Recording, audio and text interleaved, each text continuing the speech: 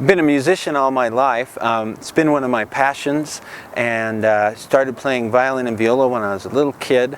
Played for 7 years in the orchestra at Temple Square. We had some really good news this year.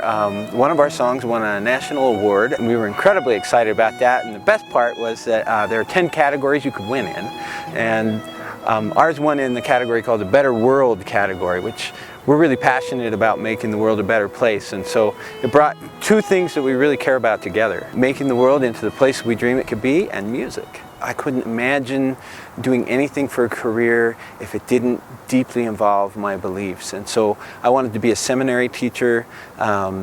When I finally decided on something else, I wanted to be a counselor, and my goal was to work for LDS Family Services, where I could speak openly about faith and use the scriptures in talking with my clients. And what I discovered really quickly, and much to my horror and dismay, was that what I had been taught as a member of the LDS Church about homosexuality turned out not to be what science was finding out to be the case. It turned out to clash with the stories of the individuals I was meeting with. And so I realized that teachings in the church that this was unnatural, impure, unholy were really damaging these people. Most of the people I talked to had tried countless times, had prayed countless prayers, hoping for a change that never came. People weren't reaching out to them because they were frightened by this issue. Some of them were being driven to suicide. The thing that made me decide I had to speak was when my church started trying to enact laws that told people who didn't belong to my church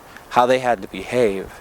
I felt like this was going way too far. It's maybe a choice whether or not you want to be a Mormon, but it's not right to enforce those choices on people who aren't Mormons. I decided I had to do something, and since this had gone into the political sphere, I felt like maybe the best place for me to speak out would be to write to newspapers. And I had several letters to the editor published in the Tribune and the Deseret News here in Salt Lake. I was immediately removed from the orchestra at Temple Square, where my wife and I had served for 7 years since its inception, and it was our passion to share the gospel through music. I was told that I wasn't worthy for a temple recommend, and I tried to talk to my leaders about this for a long time, and ultimately what I was told was this: if you tell anyone what we've done to you, then we'll have to excommunicate you.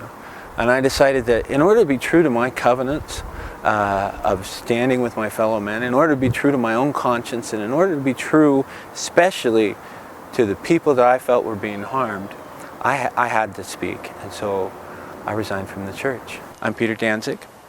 I'm a passionate musician, therapist, an activist, and an ex-Mormon.